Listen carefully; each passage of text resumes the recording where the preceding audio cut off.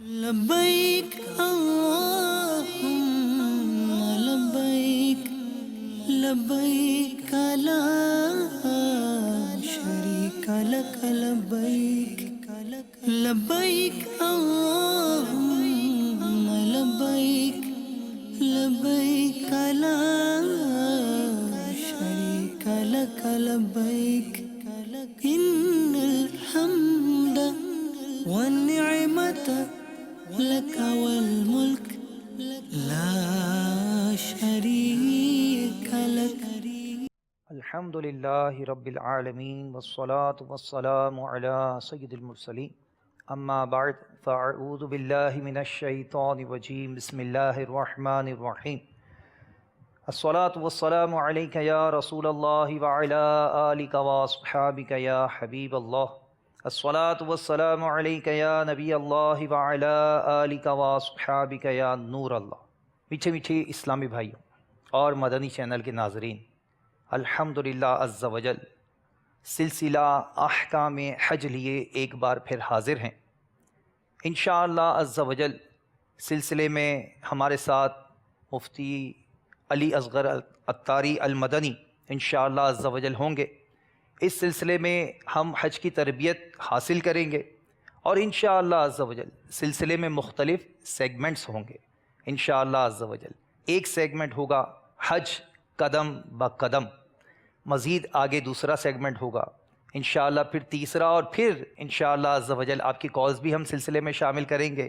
جو کام سیکھ کر کیا جاتا ہے اس کے کرنے میں وہ برکتیں نصیب ہوتی ہیں جو بندہ تصور بھی نہیں کر سکتا. لیکن جو کام بغیر سیکھے کر لیتے ہیں، جس کی تربیت حاصل نہیں کرتے، جن کے احکام نہیں سیکھے جاتے، تو ان کاموں کے کرنے میں دشواریاں بڑھ جاتی ہیں. تو مدنی چینل کے ناظرین، میں عرض کروں گا کہ آپ اس سلسلے میں اول تا آخر شرکت کی نیت کر لیجئے، کیونکہ میرے شیخ طریقت امیر اہل سنت بانی دعوت اسلامی حضرت علامہ مولانا ابو بلال محمد الیاس عطار قادری دامت برکاتہم عالیہ ایک بہت ہی پیارا ہمیں ذہن دیتے ہیں. کیونکہ حدیث پاک ہے نا، نیت المومن خیر من عملی، کہ مسلمان کی نیت اس کے عمل سے بہتر ہے. ہم جتنی اچھی نیتیں کرتے چلے جائیں گے انشاءاللہ عز و جل ہمارا ثواب بڑھتا چلا جائے گا.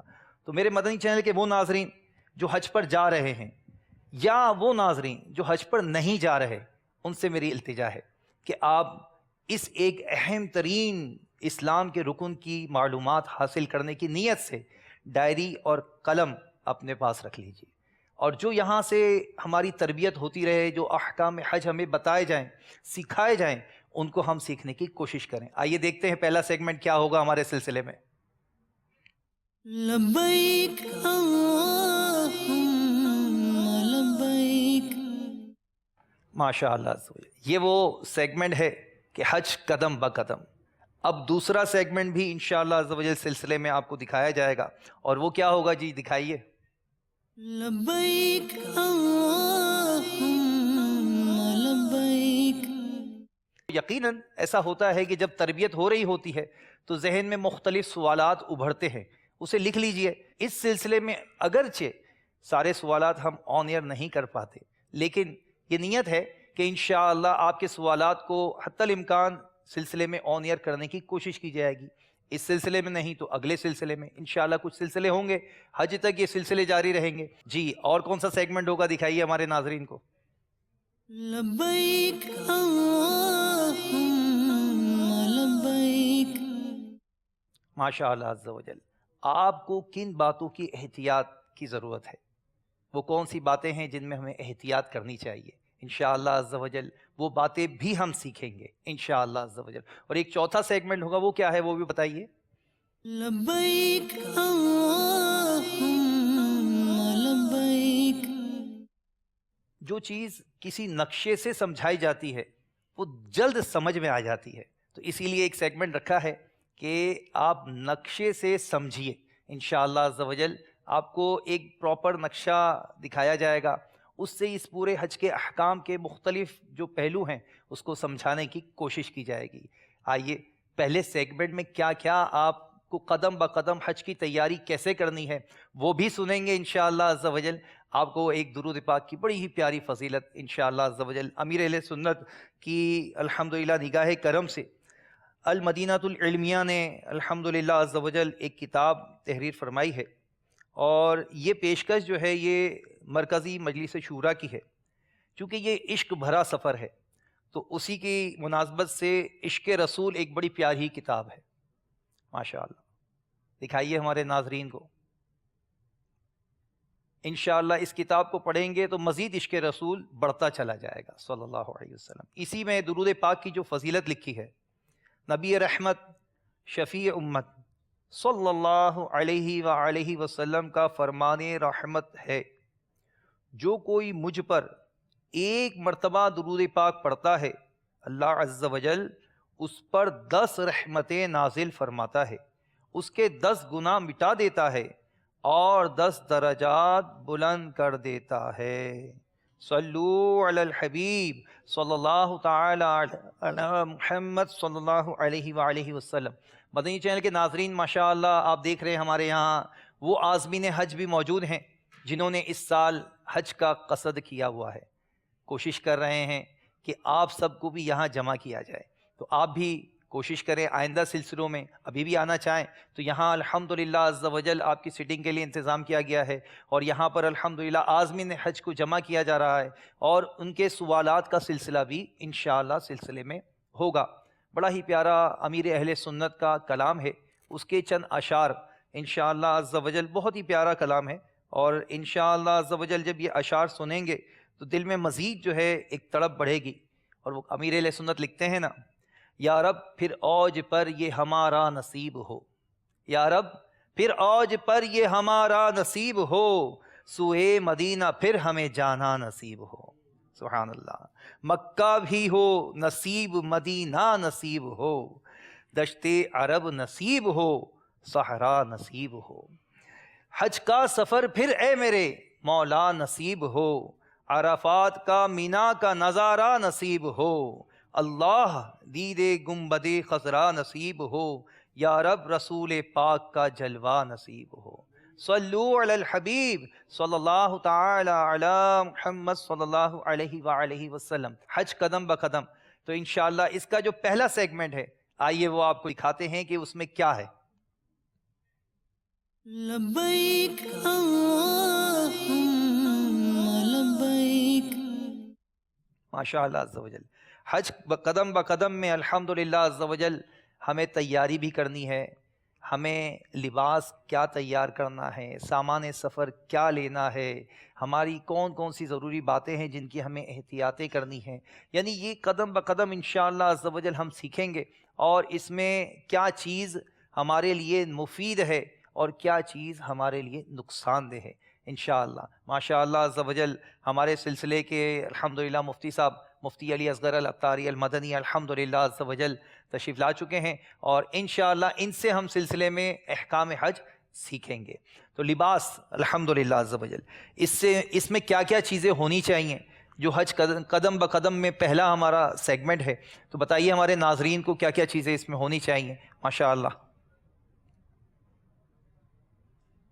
لباس، احرام 1 سے زائد، پاسپورٹ اور دیگر ضروری کاغذات رکھنے کے لیے پاکٹ بیگ، حسب ضرورت 4 سے 8 جوڑے، بنیان، سویٹر وغیرہ، ملبوسات موسم کے مطابق، ٹھنڈک سے بچاؤ کے لیے شال، امامہ شریف مع سربند اور ٹوپی، مزدلفہ اور دیگر ضروری مقامات کے لیے پلاسٹک کی فولڈ ایبل چٹائی، اسلامی بہنوں کے لیے عبایا، برقع، اسلامی بہنوں کو نماز کے لیے موٹی چادر، اسلامی بہنوں کے لیے دستانے اور موزے، اسلامی بہنوں کے لیے پی کیپ۔ بسم اللہ الرحمن الرحیم۔ اصل میں 4 سے 5 چیزیں جو ہیں حج قدم بقدم سلسلے میں رکھی گئی ہیں جی، اور اس کا مطلب یہ ہے کہ آپ کو تیاری کس طرح کرنی ہے، جو ٹھیک، ساز و سامان کی تیاری ہے اس میں کیا کیا چیزیں لے کر جانی ہے اور کیا کیا چیزیں لے کر نہیں جانی، صحیح، جیسے لباس کے تعلق سے کیا کیا چیزیں ہونی چاہیے، ٹھیک، سامان ضرورت کے تعلق سے کیا کیا چیزیں ہونی چاہیے، ضروری جو کاغذات ہیں سفری کاغذات اس کے حوالے سے کیا کیا چیزیں ہونی چاہیے، ٹھیک، پھر کچھ الیکٹرانک چیزیں ہوتی ہیں عام طور پر موبائل چارجر وغیرہ یہ وہ فلاں فلوں، تو ان کے حوالے سے ایک لسٹ नाज़रीन को अगर मिल जाती है जी। तो ज़रा रिलैक्स रहते हैं। ठीक है। तो पूरा सेगमेंट इन 4-5 हिस्सों पर मुश्तमिल पूरा एक सेगमेंट है। दूसरा जो सेगमेंट है वो ये है एहतियात, जी। और एहतियात में शायद आज आप 2 एहतियातें बताएंगे। यानी चूँकि हमने तकसीम किया है मसाइल को ताकि उसका समझना सीखना आसान रहे, ठीक। तो माशाल्लाह ज़ायरीन भी बैठे हैं, आज़मीन हज भी बैठे हैं। माशाअल्लाह। कौन कौन जा रहा है इस साल हज पे? जा रहे हैं वो हाथ माशाअल्लाह, माशाअल्लाह, क्या बात तकरीबन है। मुफ्ती साहब सारे ही तैयारी में हैं माशाअल्लाह। अल्हम्दुलिल्लाह।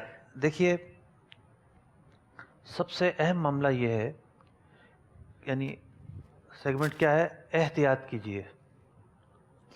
अब एहतियात किस चीज़ की करनी है? घर से पहले की बात हो रही है। सही। कि आप चलने लगे हैं तो सबसे पहले आपको इस बात का तयन करना है कि कौन सा हज आप अदा कर रहे हैं। ठीक। तो हज की 3 किस्में हैं। कितनी है। किस्में हैं? 3 किस्में हैं। पाकिस्तान से जाने वाले, हिंद से जाने वाले, या दूसरे अल्फाज में मैं ये कहूँ कि जिनकी फ़्लाइटें सबसे पहले होती हैं। बाज़ लोगों की फ़्लाइटें जो है वो ज़ुल्क़ादा के आखिरी अशरे में होती हैं, यानी 20 ज़ुल्क़ादा, 21, 22, 23, 24। ठीक। बाज़ की इससे भी पहले होती हैं। तो हमारे मुल्क पाकिस्तान से जो है वो 4 अगस्त को पहली फ़्लाइट है। 4 अगस्त को पहले फ़्लाइट है। तो सबसे पहले आप अपने शेड्यूल को देखेंगे। ठीक है। जो आपका शेड्यूल आएगा आप उसको देखेंगे कि आपकी फ़्लाइट हज से कितने दिन पहले है। ठीक है। और उसको सामने रखकर आप इस बात का फ़ैसला करेंगे कि यानी आप ख़ुद मुख्तार हैं। आप हज तमत्तु भी कर सकते हैं, हज किरान भी कर सकते हैं, हज इफ़राद भी कर सकते हैं।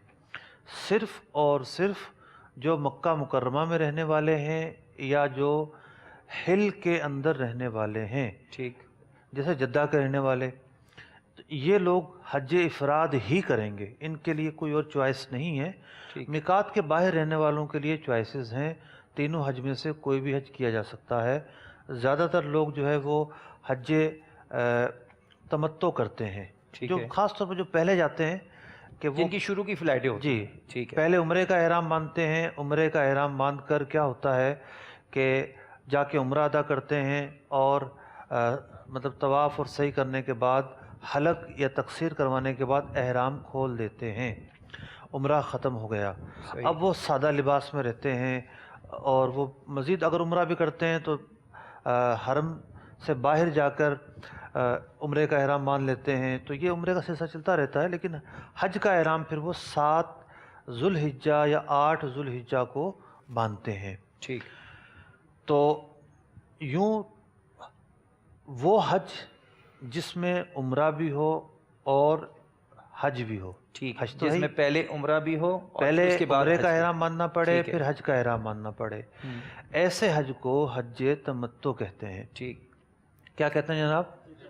हज तमत्तो कहते हैं। माशाअल्लाह। तो जो शख्स हज तमत्तो करने जा रहा है, अब उसके लिए एहतियात क्या? एहतियात है उसके लिए कि वो जब नियत करेगा एहराम की तो हज की नियत नहीं करेगा, सही। वो उम्रे की नियत करेगा। उसे पता होना चाहिए कि मेरे इस सफ़र में 2 हिस्से हैं। पहले मुझे उम्रे का एहराम बांधना है, खोल देना है, फिर मैंने हज का एहराम बांधना है। तो इसे हज तमत्तो कहते हैं। ठीक।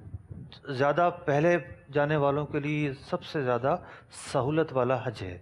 लेकिन मुफ्ती साहब आपने तफसील तो बताई। जी। एक हमारे यहाँ एक कॉन्सेप्ट है कि आप कहाँ जा रहे हैं? मैं हज पे जा रहा हूँ।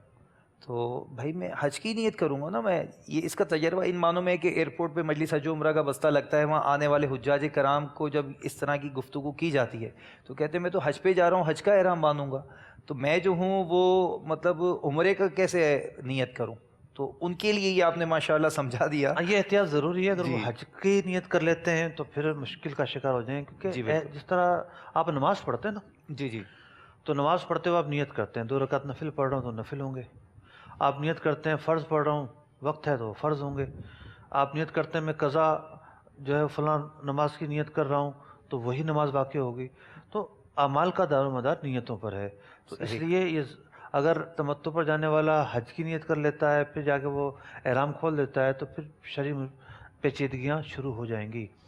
अच्छा, दूसरी किस्म है हज की जिसके अंदर उम्रा भी होता है اور حج بھی، یعنی عمرہ بھی ہوتا ہے، حج تو کرنا ہی ہے، ٹھیک، لیکن اس میں دونوں کی نیت ایک ساتھ کرنی ہوتی ہے اور احرام کھولنا نہیں ہوتا ٹھیک، درمیان میں۔ یعنی اس میں عمرہ بھی ہوتا ہے لیکن وہ ان معنوں میں کہ اس میں احرام نہیں کھلے گا، احرام سے باہر نہیں آئیں گے۔ مطلب جب وہ میقات سے پہلے نیت کرے گا ٹھیک، تو یہ نیت کرے گا کہ میں حج کا اور عمرے کا دونوں کا احرام مانتا ہوں، ٹھیک ہے، پھر جا کے وہ اپنا عمرہ کرے گا۔ اب عمرہ کیا ہے، احرام کی حالت اختیار کرنے کے بعد وہ طواف کرے گا، پھر صحیح کرے گا۔ اب عمرہ کرنے والا صحیح کرنے کے بعد حلق حلق یا کراتا ہے۔ تقصیر کرتا ہے، جی، یہ حلق اور تقصیر نہیں کرے گا ٹھیک ہے، اور احرام بھی نہیں کھولے گا، صحیح، اسی حالت احرام میں باقی رہے گا۔ جب مینا جانے کی باری آئے گی تو یہ پہلے سے احرام کی حالت میں ہے، صحیح، تو یہ اب اسی احرام میں مینا چلا جائے گا، اور جو حج کے کا 10واں دن ہے اس میں پھر یہ قربانی کر کے، یعنی رمی اور قربانی کر کے جو ہے وہ احرام کھولے گا۔ ٹھیک، تو اب اس حج کو حج قران کہتے ہیں۔ کیا کہتے ہیں؟ حج قران، یہ سب سے افضل حج ہے، اس میں مشقت زیادہ ہے، اس لیے اس کا ثواب بھی زیادہ ہے، اور جن کی آخر کی فلائٹ ہوتی ہیں، مثال کے طور پر جن کی 29-30 ذوالقعدہ کی فلائٹ ہے، جی، یا پہلی دوسری ذوالحجہ کی فلائٹ ہے، یعنی جنہیں 5-7 دن ملتے ہیں 7-8 ذوالحجہ سے پہلے، تو ان کے لیے یہ حج کرنا بہت آسان ہے، صحیح، اتنا مشکل نہیں ہے۔ ٹھیک، یہ الگ بات ہے کہ اگر وہ یوں سمجھیے کہ 29-30 ذوالقعدہ سے بھی ہے تو مجموعی طور پر 12-13 دن حالت احرام میں ہی رہنا پڑے گا، تو احرام کی پابندیاں برقرار رہیں گی، اس کی احتیاطیں برقرار رہیں گی، ٹھیک، تو اس لیے جو ہے وہ سوچ سمجھ کر ہی فیصلہ کرنا پڑے گا کہ آپ حج قران کریں گے یا حج افراد کریں گے۔ ٹھیک، یہ باتیں سمجھ میں آ رہی ہیں بھائی؟ ماشاء اللہ، مشکل تو نہیں ہے، سوالات کا بھی موقع دیا جائے گا۔ اب تیسری جو قسم ہے حج کی، وہ ہے حج افراد، ٹھیک، جس میں صرف حج کی نیت کرنی ہے، عمرہ نہیں اس حج میں۔ اور اگر کوئی میقات کے باہر سے جا رہا ہے تو وہ میقات سے پہلے نیت کرے گا حج افراد کی کہ میں حج کی نیت کرتا ہوں، اور وہ جا کے صرف طواف قدوم کرے گا، صحیح نہیں کرے گا، یعنی عمرہ نہیں ہے اس پر۔ حج کی صحیح تو کرنی ہوگی، وہ ایک الگ بات ہے، اس کی بھی پھر تفصیل ہے، پہلے کرے گا یا بعد میں کرے گا۔ اور پھر وہ قران والے کی طرح احرام کی ہی حالت میں رہے گا، عمرہ صحیح، اگرچہ کہ نہیں کیا اس نے، لیکن وہ قران والے کی طرح حالت احرام میں ہی رہے گا۔ اور میقات کے باہر والا جو شخص ہے، جیسے پاکستان کا رہنے والا، ہند کا رہنے والا، خود عرب شریف کے جو لوگ ہیں، مثال کے طور پر کوئی دمام میں رہتا ہے، مدینہ منورہ میں رہتا ہے، تو یہ لوگ میقات سے باہر رہتے ہیں۔ ٹھیک، تو چونکہ یہ لوگ میقات سے باہر رہتے ہیں، یہ حج کی تینوں اقسام میں سے صحیح، کوئی بھی حج کر سکتے ہیں، کوئی سا بھی کر سکتے کوئی سا ہیں، بھی کر سکتے ہیں۔ ٹھیک ہے، لیکن جو لوگ ہل کے اندر رہتے ہیں، مکہ مکرمہ میں رہتے ہیں یا حل کے اندر رہتے ہیں، میقات کے اندر رہتے ہیں، لازمی طور پر ان پر حج افراد ہی ہے، ٹھیک، وہ حج تمتع یا حج قران نہیں کر سکتے۔ ٹھیک، تو بات چل رہی تھی سیگمنٹس کی، یعنی ایک خلاصتاً سمجھنا چیزوں کا آسان ہے۔ ایک زائر کے لیے، حج پر جانے والے کے لیے کیا کیا ساز و سامان وہ لے کر جائے گا، آئیے اس کے حوالے سے ایک سیگمنٹ دیکھتے ہیں۔ ماشاء اللہ، سامان ضرورت، پورا سیگمنٹ چلا دیں۔ جی چلائیے۔ سامان ضرورت میں حسب ضرورت کھانا پکانے کے برتن مفتی صاحب یہ ہم لیں گے، عطر بھی آپ اپنے ساتھ رکھ لیجئے۔ اب عطر جو ساتھ رکھنا ہے اس کا مطلب یہ نہیں ہے کہ آپ جو ہے وہ احرام کے ہاتھ میں عطر بھی لگائیں گے، جی، احرام کے ہاتھ میں عطر نہیں لگانا ہوتا۔ جی، اور جو خاص طور پر آپ کے پاس گلے میں ڈالنے کا جو وہ ہوگا بیگ وغیرہ، گلے کا بیگ جو ہوگا، اس میں بھی جو ہے نا وہ عطر نہ رکھیں۔ جو آپ کا پاکٹ بیلٹ ہوگا اس میں بھی جو ہے وہ عطر نہ رکھیں، ہینڈ کیری میں بھی نہ رکھیں مفتی ہاں، صاحب، نہ یہ رکھیں۔ لگیج میں ڈال دیا جائے تو وہ بہتر ہی ہے۔ جائے نماز، تسبیح، آئینہ، تیل، تولیہ، صابن، منجن، پاسپورٹ، ٹکٹ، سیفٹی ریزر، لوٹا، پلیٹ، کنگا، سرما، سوئی دھاگا، ناخن تراش یعنی نیل کٹر، سامان پر نام یا پتہ لکھنے کے لیے موٹا مارکر، رومال یا ٹیشو پیپر۔ استعمال کرتے ہوں تو نظر کے 2-1 چشمے بھی اضافی لے لیجئے۔ ہوائی جہاز میں اپنی ضرورت کی ادویات مع ڈاکٹر کی سند اپنے گلے کے بیگ میں رکھیے تاکہ ایمرجنسی کی صورت میں مزید کسی پریشانی کا سامنا نہ کرنا پڑے۔ پیک کی ہوئی ادویات، یہ ادویات جو ہیں یہ ایئرپورٹ پر مطلب چیک ہوتی ہیں تو کوشش کریں یہ پیک کروا لیں۔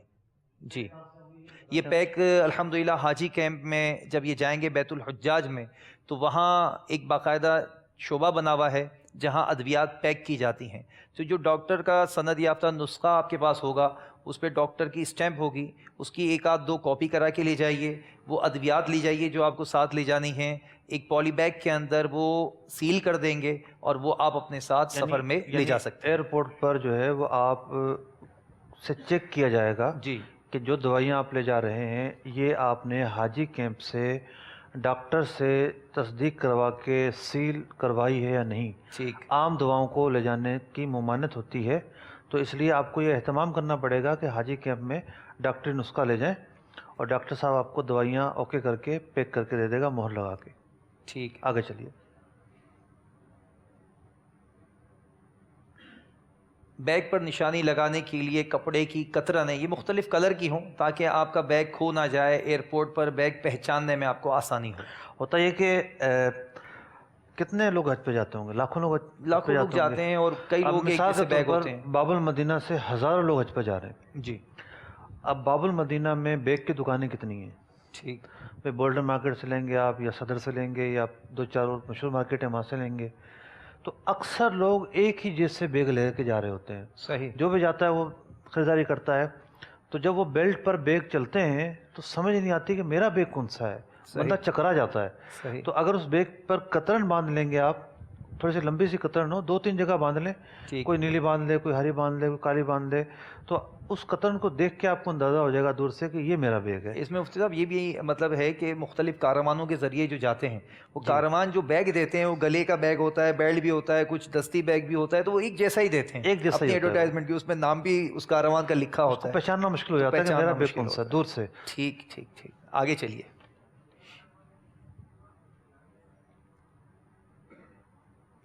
گلاس،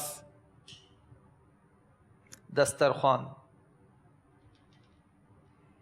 بوڑھا یا معذور شخص ویل چیئر لے جائے لیکن اس کو فلائٹ میں بتانا ہوگا۔ اس میں یوں ذہن میں رکھیں کہ یہ ویل چیئر آپ اپنے ساتھ سفر کے لیے لے جائیں گے، یہ آپ کی بورڈنگ ہو جائے گی یعنی بک ہو جائے گی، اور اس کے بعد جب آپ کو جہاز پہ جانا ہوگا، چونکہ آپ کی ٹکٹ میں پہلے سے ویل چیئر مطلب ریکویسٹ ڈالی ہوگی، کہا گیا ہوگا کہ مجھے فلائٹ پہ ویل چیئر چاہیے، تو جو معذور افراد ہیں ان کے لیے وہ ویل چیئر دیتے ہیں اور فلائٹ تک ان کو ویل چیئر میں لے جاتے ہیں۔ اسی طرح جہاں اترتے ہیں مفتی تھوڑی صاحب، سی وضاحت کی ضرورت ہے جی کہ ایک تو یہ ہوتا ہے کہ آپ ایئر لائن کو کہیں کہ ایئرپورٹ پر ویل چیئر چاہیے، ٹھیک، تو اگر وایا فلائٹ بھی ہے تو وہ یعنی یہ سمجھیں کہ airport to airport wheelchair دیں گے، لیکن پھر وہ ایئرپورٹ سے آپ باہر نکلیں گے تو واپس رکھ لیں گے۔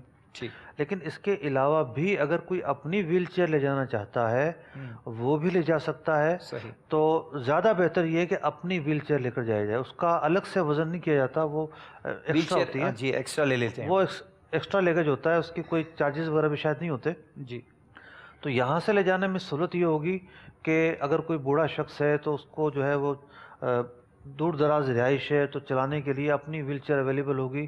بعض لوگ کہ آپ کو مشورہ دیں گے، ممکن ہے کہ ہوٹلوں میں ویل چیئر ہوتی ہے، تو حج کے سیزن میں بہت مشکل ہو جاتی ہے، وہاں ویل چیئر نہیں ملتی، اور یہ سمجھیے آپ کہ صحیح اگر کوئی ایسا ہے کہ نہیں چل سکتا، طواف نہیں کر سکتا اور صحیح نہیں کر سکتا، اگر آپ وہاں پر کرائے کی ویل چیئر لیں گے تو 300 سے 400 ریال ایک مرتبہ آپ کو دینے پڑ جائیں گے۔ تو اس لیے اگر آپ کے ساتھ ضعیف افراد ہیں، بوڑھے افراد ہیں، تو یہیں سے پاکستان سے یا اپنے ملک سے ہی آپ ویل چیئر لے جائیں، اور وہ جو ویل چیئر ہے وہ پہلے سے آپ بتانا پڑے گا ایئر لائن کو کہ ہم نے ویل چیئر بھی لے کے جانی ہے، تو وہ آپ کے لیے اس کی کیپیسٹی بنا کر اس کی اجازت دے دیں گے۔ ٹھیک ہے، آگے چلیے۔ حالت احرام کے لیے ایک سے زائد 2 پٹی والی چپل، اس میں مفتی صاحب مشورہ دیجئے۔ بعض اوقات جو ہے نا نارمل چپل لے لی جاتی ہے، چونکہ اب چلنا ہے حج کے سفر میں بھی، پھر مکہ شریف سے مینا جانا ہے، پھر عرفات، مزدلفہ، تو اس میں تھوڑی سی رہنمائی دیکھیں میں اس میں یہ عرض کروں گا کہ جی ایک چپل کی جوڑی ہے نا وہ تھوڑی سی مضبوط قسم کی ہونی چاہیے۔ ٹھیک، خاص طور پر جب اپنے ملک سے مکہ جانے تک سفر ہے اور ٹھیک، وایا فلائٹ ہے تو سفر بڑا لمبا ہوتا ہے، جی تو حالت احرام میں ایسی چپل مرد لے کر جائے گا جس سے پاؤں کا جو اوپر کا حصہ ہے وہ چھپے نہیں، پاؤں ٹھیک کا ہے، جو پنجہ ہے وسط اس کا قدم جو ہے وہ ظاہر ہے۔ وہ ظاہر رہے، ابھرا ہوا حصہ چھپے نہیں۔ ٹھیک، تو کینچی والی چپل عام طور پر جو ہے وہ اس غرض جو کے دکھائی لیے گئی تھی ہمیں، دوبارہ ایک جی، مرتبہ دکھا دیجئے۔ اس غرض کے لیے بہتر ہوتی ہے۔ جی تو ایک چپل تو وہ ہو جو مضبوط قسم کی ہو، جو آپ وطن سے جاتے وقت مکہ شریف تک پہنے، ٹھیک، اور اس کے علاوہ جب آپ مینا کے لیے نکلیں تو مینا اور عرفات میں وہ آپ کے کام آئے۔ لیکن اس کے علاوہ ذرا آپ 2-3 جوڑی ہلکی قسم کی رکھ لیں۔ ٹھیک ہے، جب آپ مسجد الحرام شریف یا مسجد نبوی شریف جانا ہو تو ہوتا یہ ہے کہ چپل بعض اوقات انسان خود بھی بھول جاتا ہے رکھی کہاں تھی، ٹھیک ہے، بعض اوقات وہ غلط جگہ رکھی ہوتی ہے اور صفائی والے آتے ہیں تو ساری جو ہے نا وہ سامان سمیٹ کر لے جاتے ہیں۔ ٹھیک ہے، تو یوں کوئی مہنگی ساتھ ہوگی تو آپ کو زیادہ دکھ ہوگا۔ صحیح، 2-3 جوڑی ہلکی رکھ لیں، 200-300 روپے کی جو آتی ہیں، تو یہ ہے کہ اگر گم بھی ہو جائے گی تو آپ دوسری استعمال کر لیں گے، وہاں سے خریدیں گے تو مہنگی پڑے گی۔ اس میں ہم نے سنا کہ ایک بڑا پیارا مدنی پھول بھی ہم نے پریکٹیکلی دیکھا کہ آپ وہ چپل کی تھیلی رکھتے ہیں ساتھ، تاکہ اس میں اپنی چپل ہوگی تو اپنی تھیلی نمایاں خود جی، پہچان کے لیے آسانی ہو جائے گی۔ جی، سفری کاغذات کے حوالے سے جو ہمارے پاس تیاری ہے وہ بھی پیش کر دیجئے۔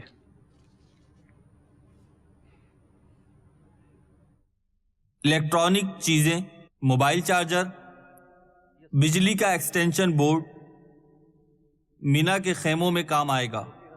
موبائل چارج کرنے کے لیے پاور بینک، چائے وغیرہ کے لیے الیکٹرک کیٹل، سفری کاغذات، جہاز کے ٹکٹ، پاسپورٹ، شناختی کارڈ کی ضرورت نہیں، کاپی ہو تو بہتر ہے، معلم کی طرف سے ملنے والے کاغذات، ہیلتھ سرٹیفکیٹ، نوٹ، پاسپورٹ اور دیگر ضروری کاغذات کی 2 سے 3 کاپی کروا کر مختلف بیگوں میں رکھیں، ایک کاپی گھر پر چھوڑ کر جائیں۔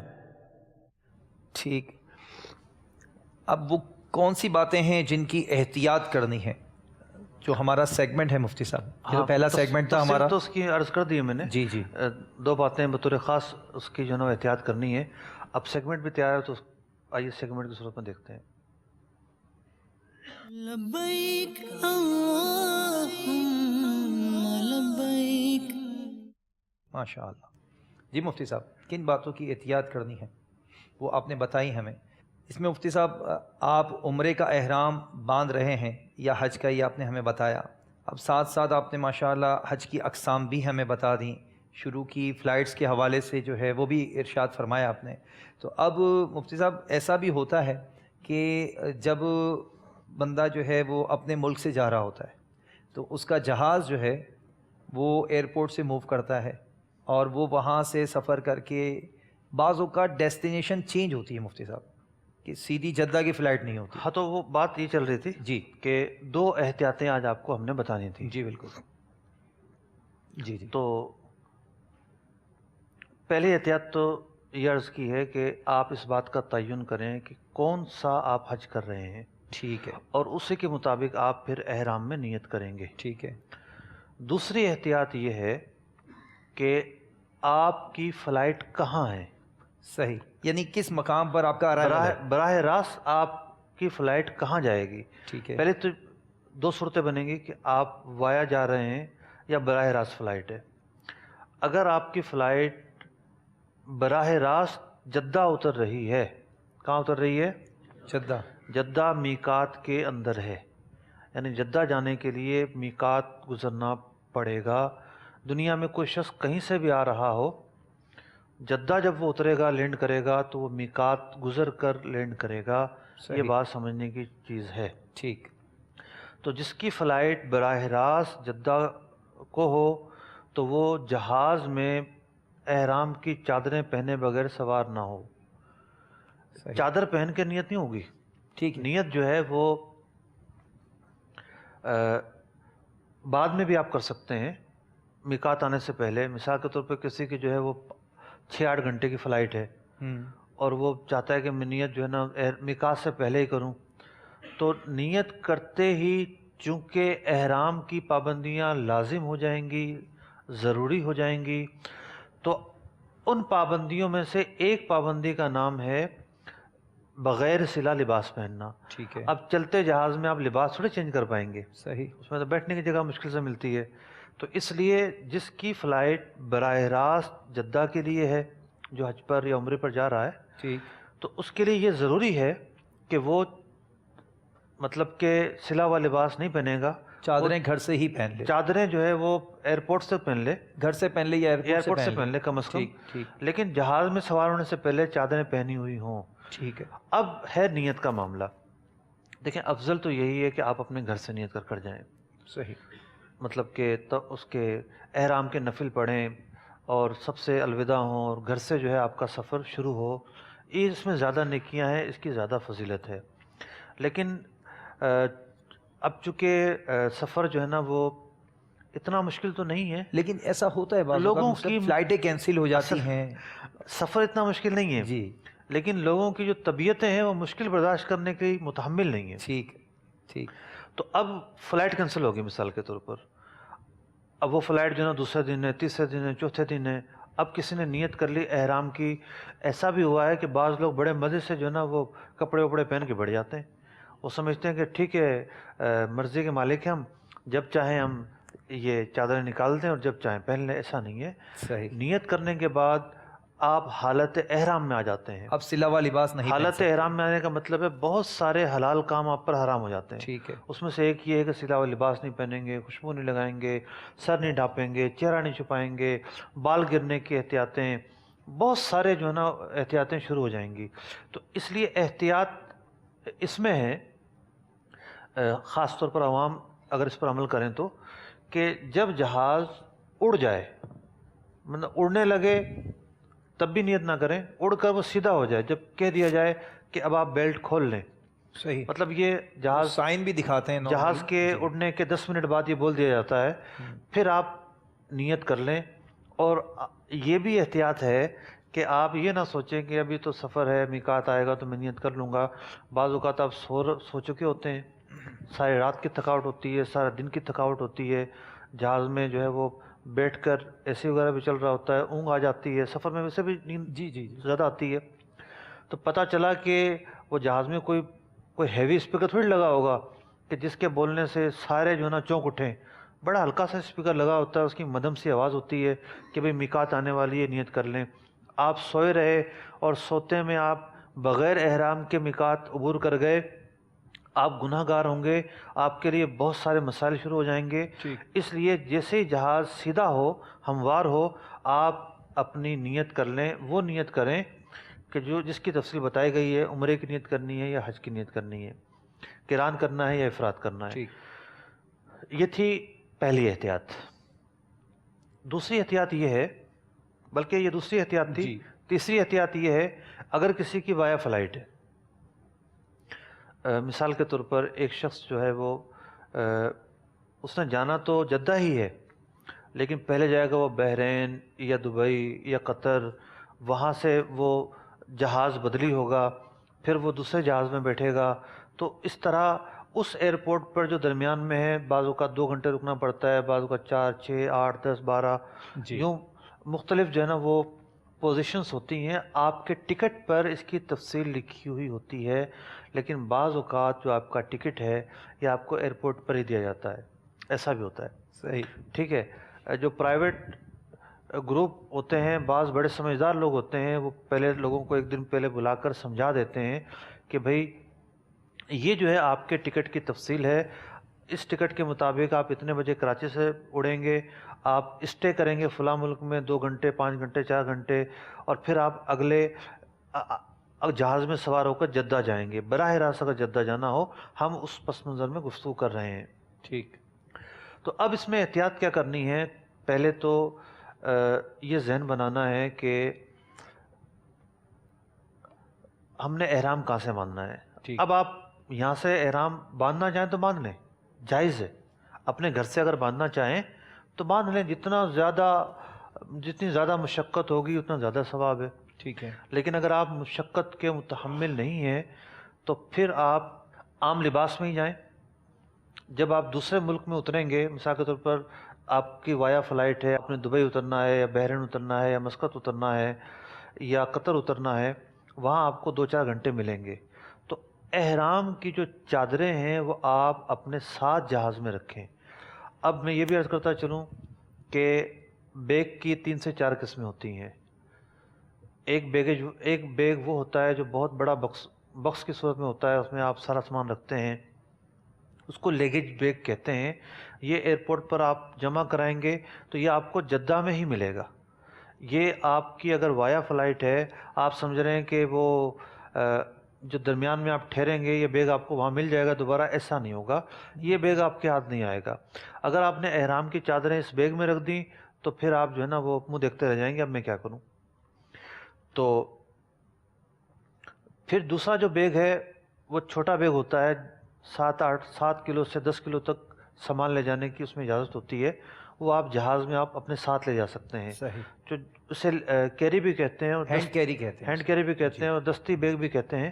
جی. تو جو آپ جہاز میں لے جائیں گے اس میں آپ نے احرام کی چادریں رکھنی ہیں. لیکن یہ واضح رہے کہ جو بیگ آپ جہاز میں لے جائیں گے اس میں آپ بعض چیزیں نہیں رکھ سکتے، جیسے کینچی، چھری، چاقو وغیرہ، یہ اس بیگ میں نہیں رکھ سکتے. لیگیج ہے اس میں اس طرح کی جو ضروری چیزیں ہیں آپ کی وہ آپ اس میں ڈال سکتے ہیں. لیگیج چونکہ آپ کے پاس نہیں ہوتا اس لیے کسی قسم کے نقصان کا اندیشہ نہیں ہوتا. صحیح. تو اب احتیاط یہ ہے، اگر آپ کی وایا فلائٹ ہے تو آپ نے احرام کی چادریں آپ اپنے ساتھ ہینڈ کیری میں رکھنی ہیں. تھیلی میں ڈال لیں، کچھ بھی کر لیں، اپنے ہاتھ میں لے لیں، لیکن لیگیج میں نہیں ڈالنی. تو پھر جب آپ جس ملک میں اتریں گے پہلے وہاں آپ جو ہے وہ اپنا لباس چینج کر لیں، احرام کی چادریں پہن لیں، پھر وہی صورت کہ جب جہاز بلند ہو کر ہموار ہو جائے پھر آپ نیت کر لیں. یہاں ایک چیز اور بھی مفتی صاحب میں عرض کروں گا کہ جو احرام کی جن کی ڈائریکٹ فلائٹ بھی ہے نا، وہ بھی اگر احرام بھی پہنے تو ایک چادر اضافی اپنے ہینڈ کیری میں جو ہاتھ کا دستی بیگ ہے اس میں رکھ لیں. بعض اوقات ایسا ہوتا ہے چونکہ کھانا پینا بھی ہوتا ہے جہاز کے اندر، پھر جدہ ایئرپورٹ پہ کافی وقت گزرتا ہے ان کا، تو چادر خراب ہو سکتی ہے کسی سبب سے بھی نا، تو اس چادر کو تبدیل کرنا آسان ہوتا ہے اور اس چادر میں عطر نہ لگائیں. جدہ ایئرپورٹ کی جو یہ بات بتا رہے ہیں نا، جی پچھلے سال ایسا بھی ہوا ہے کہ لوگ ایئرپورٹ پر تو اتر گئے، 12 گھنٹے ایئرپورٹ سے باہر نہیں نکل سکے، اور عین ممکن انہیں سامان بھی نہ ملا اس سے پہلے. فلائٹیں اتنی اتر گئیں، آخر کے ٹائم میں ایسا ہوا ہے 12 گھنٹے تک وہ ایئرپورٹ پر ہیں. تو اس لیے جو آپ کی پہلے جانے والوں کو اتنی مشکلات نہیں ہوتی ایئرپورٹ پر، بعد میں جانے والوں کی فلائٹوں میں مشکلات ہوتی ہیں. تو اس لیے آپ جو ہینڈ کیری ہوگا اس میں کچھ نہ کچھ خشک کھانے پینے کی چیزیں بھی رکھ لیں، تاکہ آپ جہاں اسٹے ہوگا وایا فلائٹ کی صورت میں وہاں کچھ آپ کھانے پینے میں کام آئے گا. ایئرپورٹ پر تو جو ہے وہ چیزیں ہاتھی کے مول ملتی ہیں، اور بعض ایئرپورٹ پر تو ممکن ہے ملے ہی نہ. جیسے آپ اگر جدہ ایئرپورٹ پہ اترے ہیں تو بہت مشکل ہوتا ہے کہ وہاں کچھ اور چیزیں مل جائیں. تو یوں بچے ساتھ ہیں یا بوڑھا کوئی شخص ہے، کوئی شوگر کا پیشنٹ ہے، یا ویسے بھی ظاہر بات ہے انسان نے کچھ کھانا پینا تو ہے، تو اپنی جو ہے تیاری اس حوالے سے بھی مکمل کیجیے گا. تو یہ تھی 2-3 احتیاطیں جو ہم نے اپنے سیگمنٹ کے اس حصے میں بیان کی. اگر آپ کی فلائٹ مدینہ منورہ جا رہی ہے، ٹھیک، جدہ نہیں ہے، صحیح، تو مدینہ منورہ چونکہ میقات سے باہر ہے تو مدینہ منورہ جانے والے زائرین حالت احرام میں نہیں جائیں گے. ٹھیک ہے. جن کی فلائٹ براہ راست مدینہ منورہ ہے وہ زائرین حالت احرام میں نہیں جائیں گے، بڑے خوشی جائیں گے، اور نہ احرام کی مشقت ہے نہ پابندیاں ہیں. صحیح. تو پھر وہاں رہیں گے جتنا بھی قیام ہے، اور پھر مدینہ منورہ سے جب وہ نکلیں گے تو یوں سمجھے کہ جس طرح ہمارے ہاں ٹول پلازا ہے تو اس طرح اتنا دور تقریباً میقات شروع ہو جاتی ہے. ابیار علی کے نام سے، ابیار علی آج کل اس کا نام ہے، ذوالحلیفہ بھی کہتے ہیں. جی. پھر آپ وہاں بھی یہ کریں گے کہ ہوٹل سے نکلتے وقت چادریں پہن لیں، اس میں ذرا ریلیکس رہتا ہے آدمی. تو وہاں جا کر جو ہے رش بہت ہوتا ہے، ہر ملک کا آدمی وہاں سے جو ہے جمع ہو کر باندھ رہا ہوگا چادریں، تو چادر باندھنے میں مشقت، کیسے باندھنی اور کیسے نہیں باندھنی. پھر واش روم جو ہے وہ سب سے بڑی جو دشواری ہوتی ہے واش رومز کی ہوتی ہے. ہم جس طرح کے واش رومز کے عادی ہوتے ہیں وہاں ایک نقشہ چینج ہوتا ہے. تو بعض اوقات تو WC ہوتی ہیں، بعض اوقات پائپ ہوتا ہے، اس کا پریشر اتنا تیز ہوتا ہے، 100 طرح کے مسائل.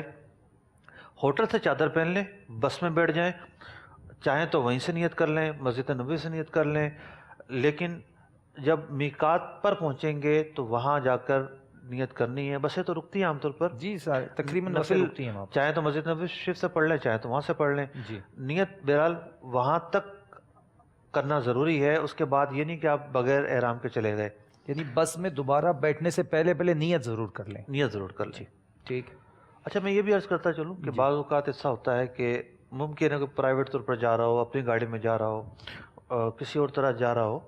جیسے بعض ہوتا ہے نا زائرین جی جی جی کہ ان کا پیکج جو ہے وہ مکہ شریف میں قیام بہت زیادہ ہے، وہ مدینہ منورہ آ جاتے ہیں. صحیح. مدینہ منورہ آنے کے بعد دوبارہ جب مکہ جائیں گے تو ان کو حالت احرام کے بغیر تو جانا جائز ہی نہیں ہے. میقات سے جب بھی گزرنا ہے احرام کی حالت میں گزرنا ہے اس شخص کے لیے جو مکہ جانے کا ارادہ رکھتا ہے. ٹھیک ہے.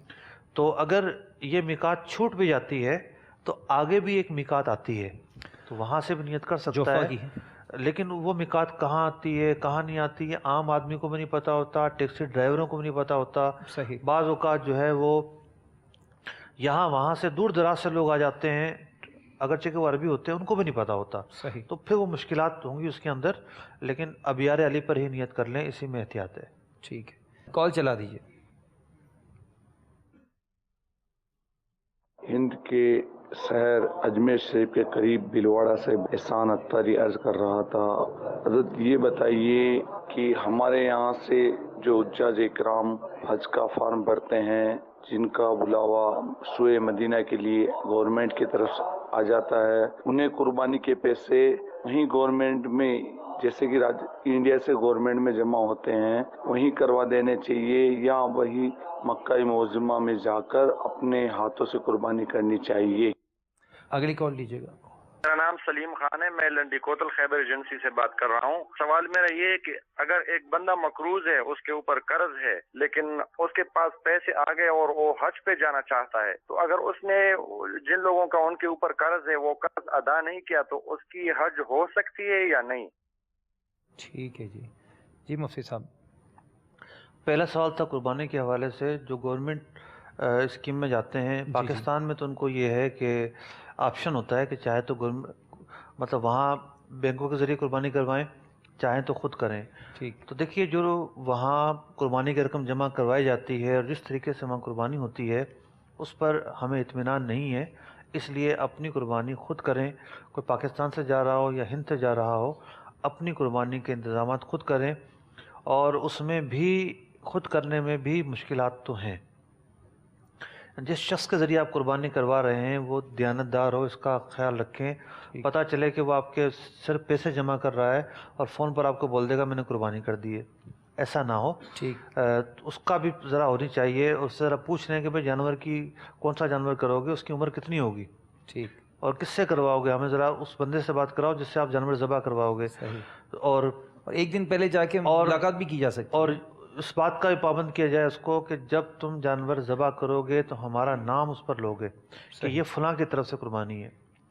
تو ورنہ بعضوں کا جو ہے وہ تعین ہو ہی نہیں رہی ہوتی، ان کو مسائل ہی نہیں پتہ ہوتے، تو اس طرح جو ہے وہ دیہڑی مار کے قربانیاں کروا رہے ہوتے ہیں. جی جی، بڑے عجیب و غریب لوگ بھی ہوتے ہیں. اس میں انشاءاللہ ہم ان سلسلوں میں ہی جب قربانی کا مطلب وضاحت کا وقت آئے گا تو مفتی صاحب سے اور بھی سوالات انشاءاللہ لیں گے. مقروض ہو، دیکھیے جس پر حج فرض ہو گیا ہے اسے حج پر تو جانا پڑے گا.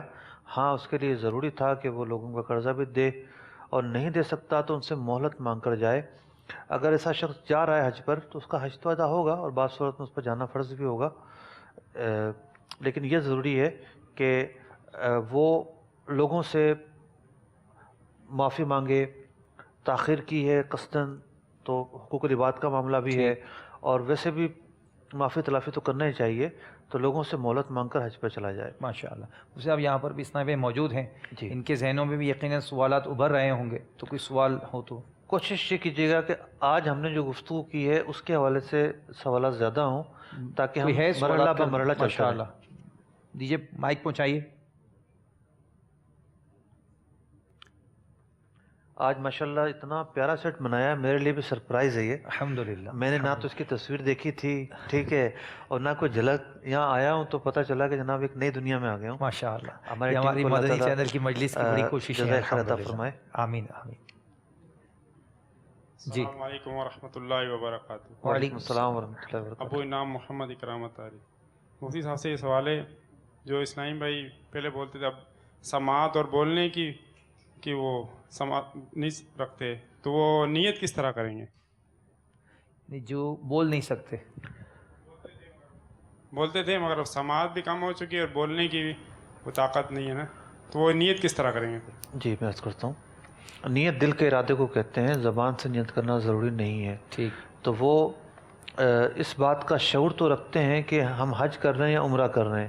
اگر وہ لکھنا پڑھنا جانتے ہیں تو انہیں لکھ کر بتا دیا جائے کہ آپ جو ہے وہ یہ نیت اب کریں۔ عمرہ کریں گے یا اب آپ حج کریں گے، اب آپ یہ نیت کریں گے۔ انہیں کوئی سکھانے والا سکھا دے تو وہ اس موقع پر دل میں ارادہ کریں گے۔ ٹھیک، بولنا چونکہ ضروری نہیں ہے، اس لیے گنگا بھی نیت تو کرے گا، گنگا بھی حج کرے گا۔ اگر مالی استطاعت رکھتا ہے تو حج تو بہرحال اس پہ فرض ہوگا۔ صحیح صحیح۔ جی، السلام علیکم۔ وعلیکم السلام ورحمۃ اللہ۔ حضرت محمد کامل اتاری، باب المدینہ کراچی سے۔ مفتی صاحب کے بارگاہ میں عرض تھا کہ جیسے میقات پہ ہم نے نیت کرنا، جیسے ہمارا جیسے نکلا میقات کا علاقہ اور ہم نیت کرنا بھول گئے تھے، تو فوراً ہی جیسے دوسری میقات آپ بتا رہے ہیں کہ پتہ نہیں ہوتی وہاں کے عربی، اگر آپ کی فلائٹ جدہ میں ہے تو دوسری میقات نہیں آئے گی، دوسری میقات نہیں آئے گی۔ ہماری فلائی جیسے وہ اگر آپ کی فلائٹ جدہ اتر رہی ہے دوسری میقات نہیں آئے گی۔ اگر آپ مدینہ منورہ سے جا رہے ہیں، مائک تھوڑا سا اوپر کریں۔ چونکہ بس مائک لے لیں، جی جی، کیونکہ بائی روڈ آپ جاتے ہیں، مدینہ منورہ سے جاتے ہو بائی روڈ جاتے ہیں، اس لیے آپ کے پاس ایک دوسری میقات پر جانے کا آپشن ہوتا ہے، اور وہ سفر بھی لمبا ہے۔ صحیح، جدہ سے مکہ مکرمہ بمشکل 70-80 کلومیٹر دور ہے، لیکن جو مدینہ منورہ سے مکہ مکرمہ ہے تقریباً 400 کلومیٹر دور ہے۔ تو وہاں ایک نقشہ ہے میقاتوں کا، تو اس میں یہ ہے کہ میقات آ جاتی ہیں، لیکن جدہ اترنے والے کے پاس آپشن نہیں ہوتا۔ اب اگر ایسا شخص ہے اس سے یہ غلطی ہو گئی، وہ کیا کرے گا؟ سوال یہ ہوتا ہے نا، وہ چلا گیا جناب بغیر اس کے، اس نے میقات عبور کر لی اور احرام کی نیت نہیں کی، تو اس پر اب یہ ضروری ہوگا کہ وہ میقات پر جائے، یعنی مکہ مکرمہ چلا جائے۔ وہ میقات میں تو آ گیا نا، وہ میقات کے اندر تو وہ آ ہی گیا ہے، ٹھیک ہے۔ اب وہ مکہ مکرمہ بھی چلا جائے، پھر وہ جائے جو سب سے قریب ترین میقات ہے، وہ میقات ہے طائف کی۔ طائف تقریباً مکہ مکرمہ سے 70 کلومیٹر دور ہے، وہاں جائے، وہاں جا کے احرام کی نیت کر کے پھر واپس آئے، یہ اس پر ضروری ہوگا۔ اللہ تبارک تعالیٰ آج جو گفتگو ہوئی اس کی ہمیں برکت عطا فرمائے۔ صلو علی الحبیب صلی اللہ تعالی علی محمد صلی اللہ علیہ وسلم۔ لبیک اللہم لبیک، لبیک لا شریک لک لبیک، لبیک اللہم لبیک، لبیک لا شریک لک لبیک، ان الحمد والنعمت لك والملك لا شريك